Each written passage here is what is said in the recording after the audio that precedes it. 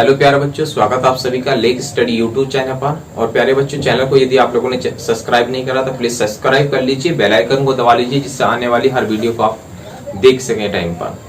प्यारे बच्चों, आज हम फिजिक्स फर्स्ट लेकर आए हैं और उसमें टॉपिक को हम कवर करने वाले हैं वैद्युत द्विध्रुव की अक्षीय स्थिति में वैद्युत क्षेत्र की तीव्रता के लिए व्यंजक प्राप्त करेंगे। ठीक है प्यारे बच्चों, तो आइए हम चलते हैं और सॉल्व करने की पूरी कोशिश करते हैं। और मैं उम्मीद करूंगा कि आपको ये टॉपिक्स बिल्कुल बेहतर तरीके से समझ में आएगा। और प्यारे बच्चों, यदि आपको टॉपिक ये समझ में आए तो आप वीडियो को लाइक, सब्सक्राइब एंड शेयर करना ना भूलें। ठीक है, तो आइए चलते हैं। सबसे पहले हम देख लेते हैं यहाँ पर के क्वेश्चंस को लिखेंगे। और क्वेश्चंस में कुछ इस तरह से कहा गया है कि वैद्युत द्विध्रुव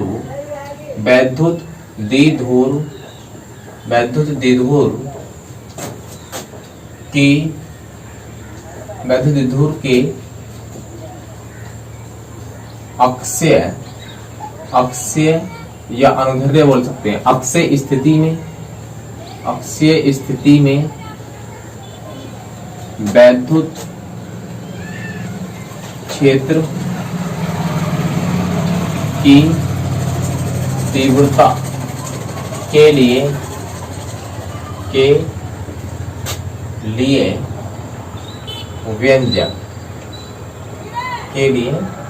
व्यंजक ये हमारा क्वेश्चन हो गया है। हमें ये निकालना कि वैद्युत द्विध्रुव के अक्षीय स्थिति में वैद्युत क्षेत्र की तीव्रता के लिए व्यंजक प्राप्त करना है। प्यारे बच्चों, मैं एक यहाँ छोटा सा फिगर ड्रॉ कर लेता हूँ। छोटा सा फिगर मैंने ड्रॉ यहाँ कर दिया है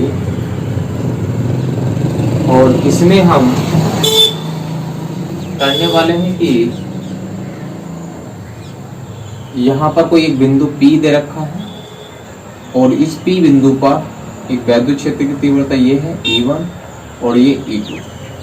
प्यारे बच्चों, ये बात आपको समझ में आ रही होगी। ये A है और ये B है। इसके माध्यम में एक बिंदु है O। यहाँ से यहाँ तक की जो दूरी है 2L है। यहाँ से यहाँ तक की दूरी कितनी है 2L और ये L होगा क्योंकि माध्य बिंदु है, ये O है। तो यहाँ से L हो जाएगी इतनी और यहाँ से इतनी क्या हो जाएगी, L हो जाएगी ये भी। ठीक है, इस पर माइनस Q है और इस पर आवेश प्लस Q है। ठीक है प्यारे बच्चों, यहाँ से R मीटर की दूरी पर एक बिंदु P है, ये वाला बिंदु P है। ठीक है, यहाँ पर हमें वैद्युत क्षेत्र की तीव्रता ज्ञात करनी है। और यदि मैं यहाँ से बात करूं इसको, तो ये वाली यहाँ से यहाँ तक की जो दूरी होगी वो ये हो जाएगी। और यदि मैं बात करता हूँ यहाँ से यहाँ से, तो ये हो जाएगी R माइनस का L, ये वाली दूरी।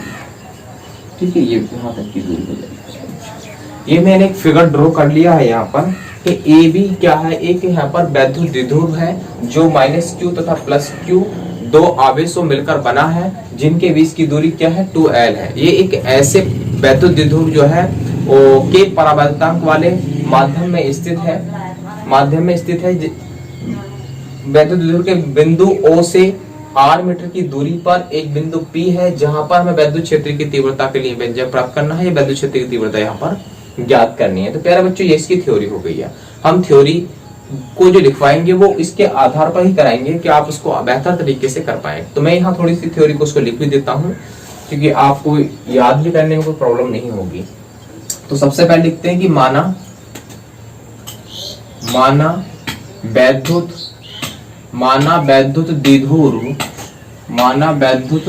द्विध्रुव AB ये वाला है दे रखा है। माना वैद्युत द्विध्रुव AB दो आवेशों माइनस Q तथा प्लस Q से मिलकर बना है, जो के परावैद्युतांक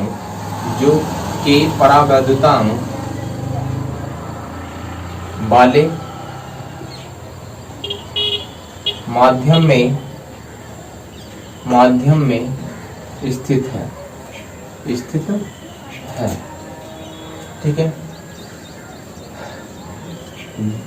दोनों बिंदु, दोनों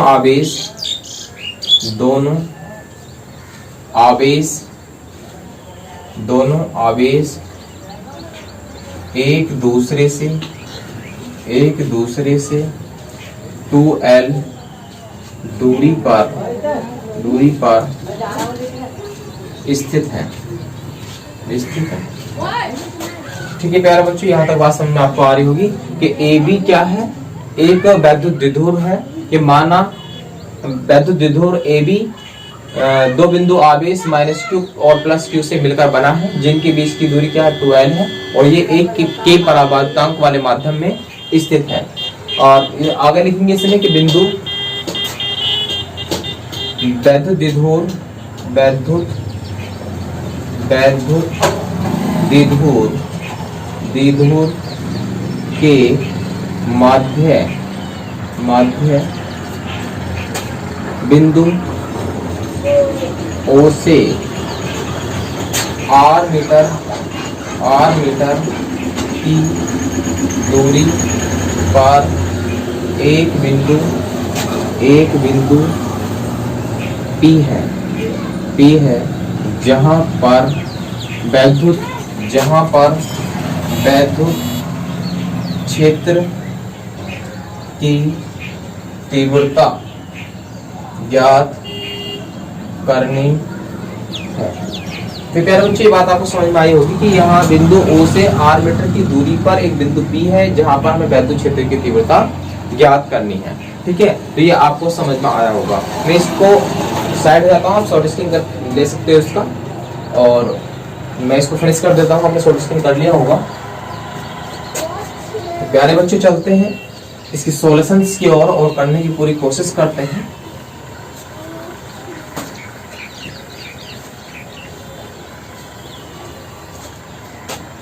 बिंदु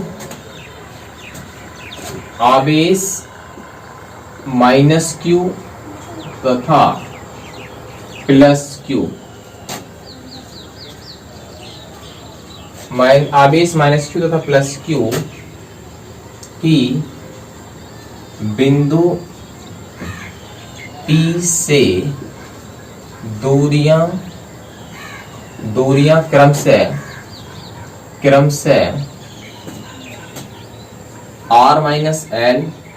R+L तथा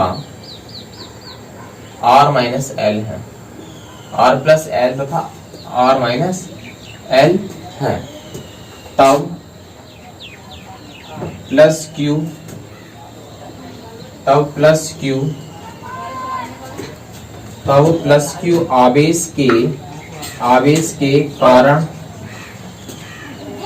आवेश के कारण वैद्युत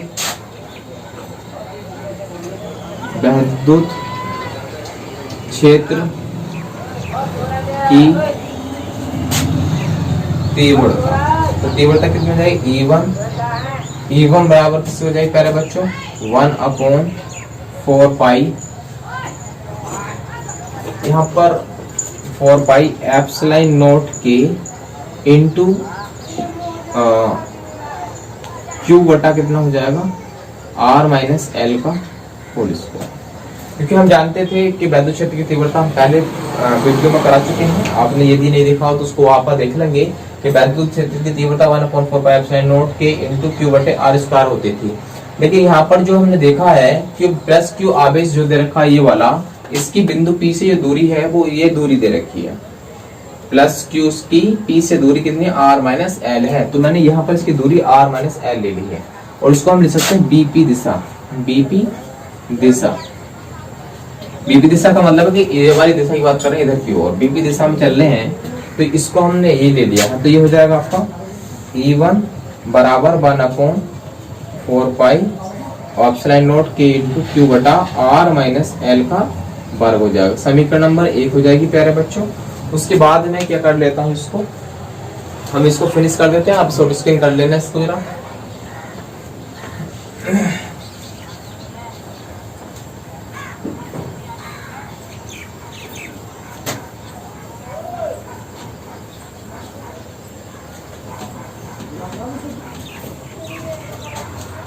चित्र को भी बनाने देते हैं, उसके बाद करते हैं इसको। तो दूसरे समीकरण के लिए हम लिख देते हैं इसमें कि माइनस क्यू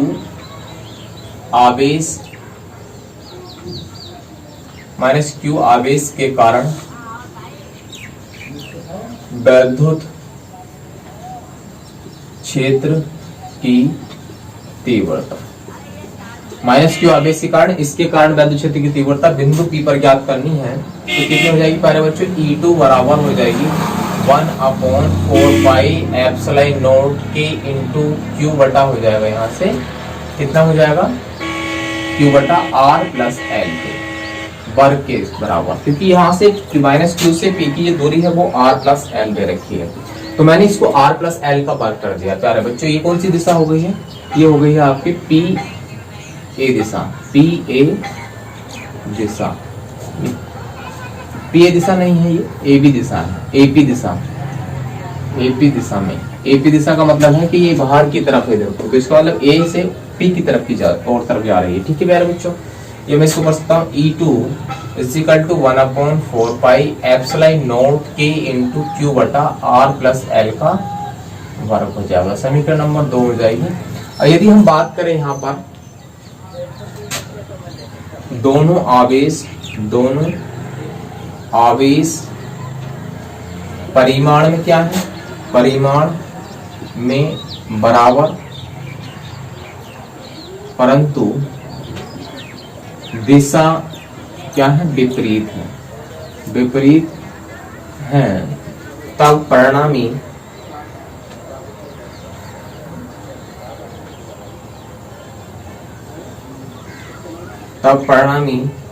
वैद्युत क्षेत्र की तीव्रता अगर हम ज्ञात करें तो तीव्रता कितनी हो जाएगी प्यारे बच्चों, ये हो जाएगी E equal to E1 minus का E2 के हो जाएगा। ठीक है, यदि हम इसका मान लगाएं, E1 का मान कितना 1/4πε0 K इंटू Q बटा R माइनस L का वर्ग, समीकरण नंबर फर्स्ट से। और सेकंड में यहाँ दे रखा है कि इस वाले पॉइंट को देखनी यहाँ पर, तो 1/4 कितना हो जाएगा 4πε0 K इंटू Q बटा कितना हो जाएगा R प्लस L का वर्ग हो जाएगा। ठीक है प्यारे बच्चों, ये समझ में बात आपका आ रही होगी यहाँ तक। उसके बाद हम यहाँ से कॉमन ले सकते हैं, Q भी कॉमन है और ये भी कॉमन है 4πε0 K, और इंटू यहाँ से बचेगा 1/R माइनस L का वर्ग, और माइनस यहाँ से बचेगा 1/R प्लस L का वर्ग। ठीक है, ये बात आपको समझ में आ रही होगी यहाँ तक। ठीक है, आप शॉर्ट स्क्रीन कर लेंगे इसका भी, क्योंकि आपको बाद में नोटबुक पर करना बहुत आसान हो जाएगा। तो ये बात आपको यहाँ तक समझ में आ रही होगी।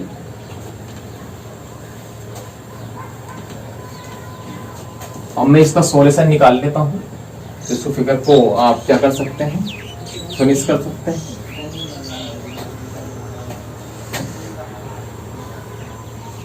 तो यहाँ पर देखते हैं प्यारे बच्चों कि E इक्वल टू 1/4πε0 K और इंटू यहाँ पर Q भी है, और यहाँ से प्यारे बच्चों बच्चा 1/R माइनस L का वर्ग, और माइनस यहाँ से हो गया प्यारे बच्चों R प्लस L का वर्ग हो जाएगा।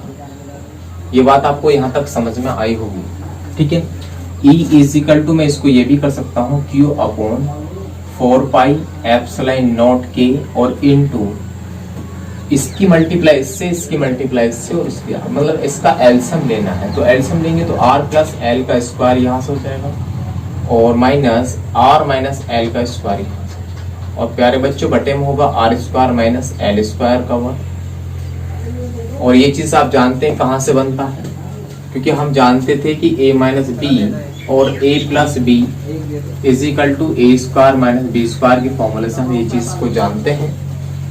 ठीक है, तो आप इसका फॉर्मूला खोल देंगे यहाँ से, तो ये बनेगा E is equal to Q/4πε0 K, और यहाँ से हो जाएगा इसका R square plus L square और प्लस 2RL, ऐसे यहाँ कर लेंगे R square minus L square plus 2RL हो जाएगा, और बटे हो जाएगा प्यारे बच्चों R square minus L square, ठीक है, का होल स्क्वायर।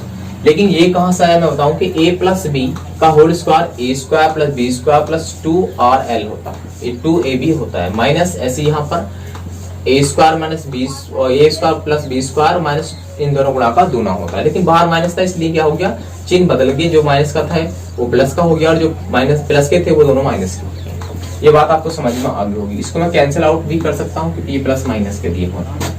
तो यहाँ से बचेगा प्यारे बच्चों q बटा 4 पाई एप्सिलॉन नॉट के और इनटू यहाँ से बचा 4r l और बटे में प्यारे बच्चों r square minus l square का होल स्क्वायर बचा है।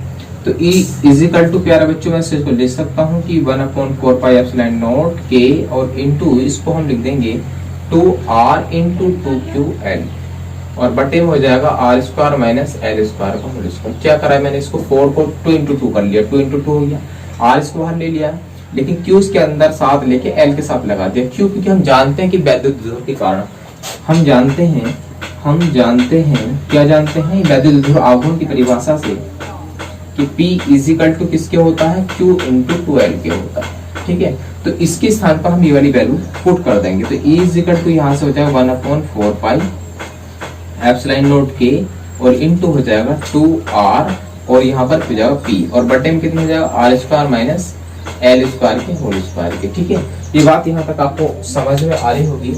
आप इसको शॉर्ट स्क्रीन कर लें क्योंकि आपको इसको नोटबुक में करना बहुत आसान हो जाएगा। ठीक है प्यारे बच्चों, ये बात आपको यहाँ तक समझ में आई होगी।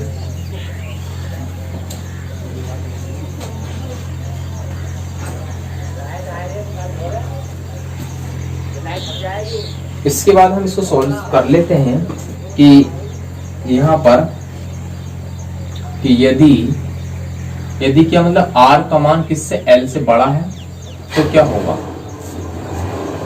ठीक है, तो इसका मान r स्क्वायर का l स्क्वायर से बहुत बड़ा होगा, बहुत क्या होगा, बड़ा होगा। ठीक है, तब l क्या होगा, तब l का मान बहुत छोटा होगा, इसलिए L को छोड़ने पर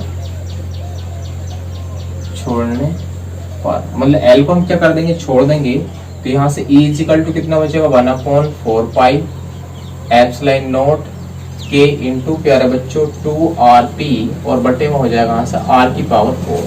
जब इसको छोड़ेंगे तो इसकी पावर 2 की पावर 2 कितना हो जाएगा, 4 हो जाएगा। इस वाले से एक पावर से कैंसिल आउट कर लेंगे। E इज इक्वल टू हो जाएगा 1/4 पाई एप्सिलॉन नॉट के और इनटू हो जाएगा 2p बटे यहाँ से r की पावर 3 हो जाएगा। प्यारे बच्चों, ये बात आपको यहाँ तक समझ में आ रही होगी। ठीक है, अब यहाँ पर हम जानते हैं कि यदि वैद्युत द्विध्रुव क्या हो के विद्युत वायु या निर्वात में हो तब क्या होगा, k की वैल्यू 1 ले लेंगे। तो यहाँ पर देते हैं E इज इक्वल टू कितना हो जाएगा 1/4 पाई एप्सिलॉन नॉट और इनटू हो जाएगा 2p बटे r की पावर 3। तो प्यारे बच्चों, ये इसका फॉर्मूला हो जाएगा। ठीक है, जो हमें प्राप्त करना था वैद्युत द्विध्रुव की अक्षीय स्थिति में वैद्युत क्षेत्र की तीव्रता के लिए ये व्यंजक हो जाएगा। ठीक है, हम इसका सदिश रूप अगर लिखें, सदिश रूप, तो सदिश रूप जो होगा प्यारे बच्चों वो हो जाएगा E vectors is equal to 1/4 pi epsilon nought into 2p vector और बटे में r की पावर 3। ठीक है, ये क्या हो जाएगा, इसका सदिश रूप हो जाएगा। ठीक है, इसका मात्रक होता न्यूटन प्रति